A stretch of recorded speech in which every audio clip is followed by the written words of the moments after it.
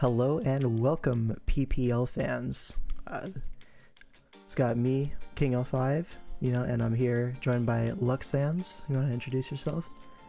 Hello everyone, Luxanse here, and today we'll be going over a matchup as a highlight for this week of PPL. Yeah, so we have the Commissioner Jack Greyvee versus Emvee star YouTube talent. So it'll be very interesting as a week 1 matchup, especially since their names rhyme. Isn't that crazy? Yeah, so we got the V matchup here. Only one other person that we could have had for that, and that's JV. However, we got Greyvee and Emvee here for this matchup, and I'd say their teams are pretty interesting. Wouldn't you agree? For sure, for sure. So like on Jack's side, we have Big Enamorous. So Enamorous Eye is a really strong Pokemon. The Moonblast hit really hard, so that as your best threat is not that bad. But on the other side, you have Big Ursaluna, Meowscarada, Zapdos, all big names, and like they can all do some damage. Zapdos maybe in this matchup is a little bit hindered by a few key things that can stop it, but the Ursaluna Meow, those are huge threats. I would have to agree. However, on Jack or Greyvee's side, you do have the Iron Hands, which looks really threatening here. For sure. You have Hisuian Goodra and Tinglu, which, as you said, can hinder the Zapdos and a few of the other Pokemon on Emvee's team. You have Hisuian Arcanine, which has a ridiculous damage output in and of itself. And you also have a Mew, which you can never count out, really. Yeah, does it still have Poltergeist this gen, or did it lose it? I think it lost Poltergeist. Unlucky, that would have been really good for the Screamtail. But regardless, like a DD Mew, for example, looks really strong here. DD Mew, but Gunk Shot is still an option. For sure, yeah. Gunk Shot, Low Kick, and then like maybe Ice Skull Crash, or some Ice move for Zapdos. Yeah, so some Ice move for Zapdos, maybe Stone Edge, so you can touch the Fortress a little bit better as well, could be an option. Maybe, yeah. It's kind of hard to find 3 moves to cover everything, but that's what the rest of your team is for. Like, Mew doesn't have to solo the whole squad. You can, pick what you're walled by and then build your team to weaken that Pokemon that you're walled by. A Pokemon that can potentially solo the whole squad, I would say, is Iron Hand. Yeah, Swords Dance, Iron Hand. Yep. He's very Drain good. Punch, Thunder Punch, Heavy Slam potentially for the Screamtail. I don't see a lot of good answers on Emvee's side for that.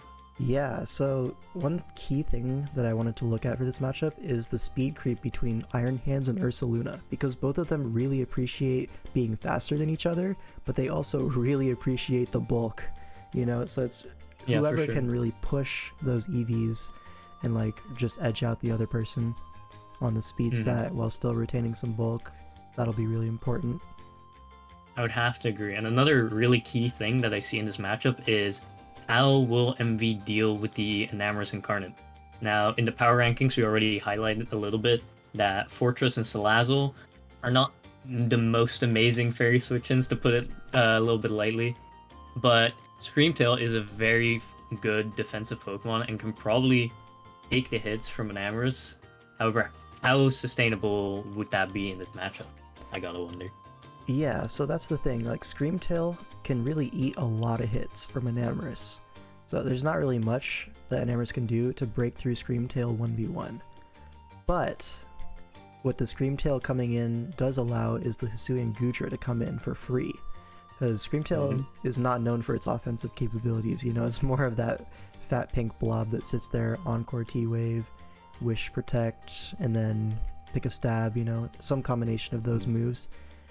And there's nothing they can really do against the Goodra. And the Goodra, the Hisuian Goodra, because there's both forms in this matchup, but Jack's Goodra, it can kind of kill everything with the right coverage moves. So it'll be really interesting to see that dynamic of Enamorous forcing Screamtail in, forcing a Wish, and then the Goodra gets a free switch to do whatever it wants. And Emvee doesn't have long-term answers to the Goodra.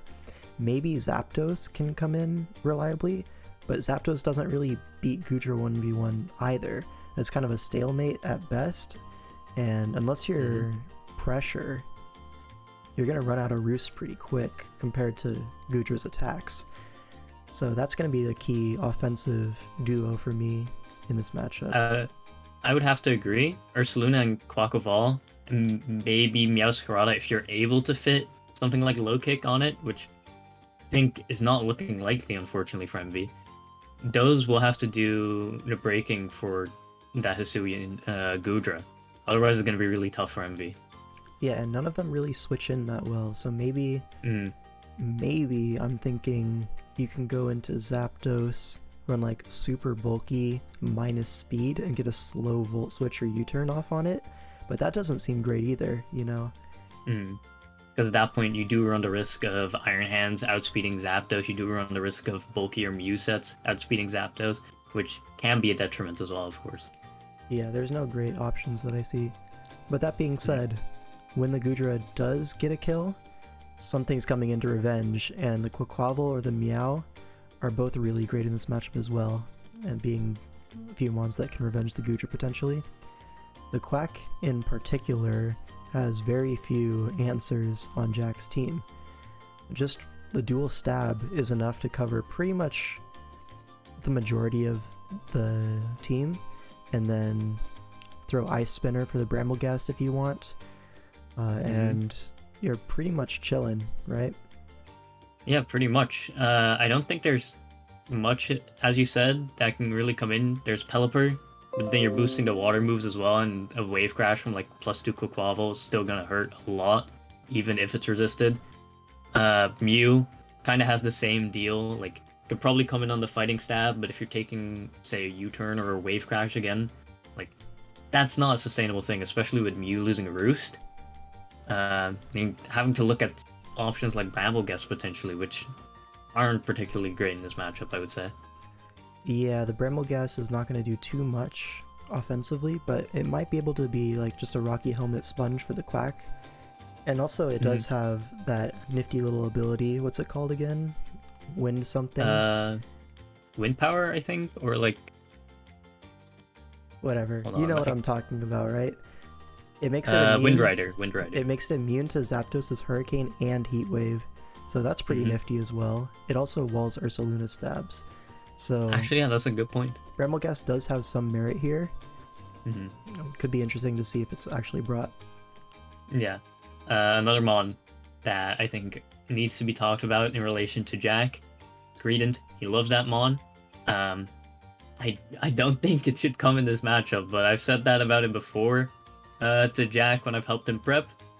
And it still found its way on the team, so yeah, I never really count that mon out. I really don't think Greedent is the pick here. One thing I do want to highlight is Emvee's Dunsparce.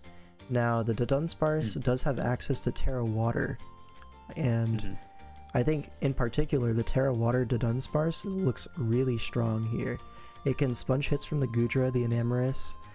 You're not going to beat Iron Hands no matter what, so it doesn't really matter there. But the water also helps you versus the Hisuian Arcanine, the Ting-Lu. Like, it does a lot, right? So I would have to agree. Maybe another niche option that I could see that's a little less reliable than Terra Water's Terra Normal, with like Coil, Body Slam, Earthquake, Roost, and that would be the set. But that could do some damage if Iron Hands is chipped from like trying to break the team and stuff like that. Yeah. So I do think that has some merit as well. And with Iron Hands being such a big threat, you could also see some merit to like Choppleberry counter. For sure, yeah. Well, it doesn't really prevent the Iron Hands from SDing on you. If you do catch him on a Drain Punch turn, then you remove the Iron Hands, and that's super good for you. So it could be worth a shot. It could be worth like a cheeky ring, but another one that I actually want to highlight that's a Terra user in this matchup is Sneasel on Jack's side. I think Ice Stab is pretty strong into Emvee's top mons outside of Quaquaval and Fortress, but for those it does have the Terra Electric to be able to take Fortress's Gyro Balls a little bit better and to be able to offensively threaten Quaquaval. Yeah, for sure. Electric also means you can set up on Zapdos and not have to really fear anything, so that could be a bring. Or just Terra Ice Shard is going to be really strong versus the Meowscarada.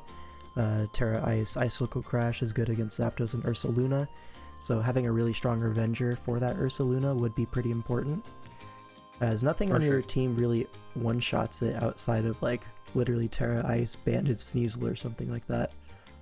Yeah, I don't really see anything that can naturally one-shot it. Yeah, so that'll be interesting to see. Can Emvee get more than just a 1-for-1 out of his Ursaluna? Because, like I said, nothing really one-shots it, but everything can kind of like do enough to it to neutralize it in the future. So like, getting that 1-for-1 is almost guaranteed. But if you can get more than that out of your Ursaluna, be that through Trick Room Screamtail perhaps, could be something that Jack's not expecting. I think that's a big thing for Emvee as well, Trick Room Screamtail. However, something else that could work into Emvee's benefit is I don't think Tinglu has that good of a matchup here. And that means that Jack's Hazards game might not be great for this matchup, which could be good in keeping the Ursaluna around for longer for Emvee and stuff like that. No, I definitely agree there, especially into Double Spinner. Like, you're not going to keep those hazards up even if you do get them up. But yeah, I think that kind of sums it all up. There's a few Pokemon we didn't really mention. That's because probably not that great in the matchup, you know? Yeah. So, if you had to like give a grade or like a favor in the matchup, like who would you favor in this matchup if you were looking at it like this? Man, it's really tough. Like, I could see this going either way.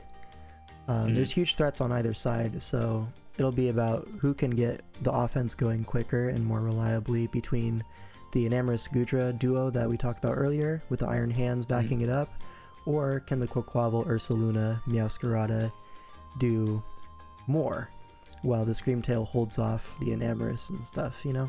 We'll have to see how that works out. And Trick Room Ursaluna, of course, is always on the table, and that's an absolute menace. So maybe I would say 55-45 in Jack's favor. I do really like the Gudra and Iron Hands matchup, especially.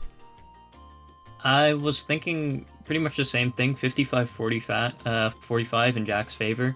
However, I do also think there's kind of a battle between like the really bulky, I'm gonna sit there and just chunk at you team, and then the more like offensively paced, pivoting, like disruption team.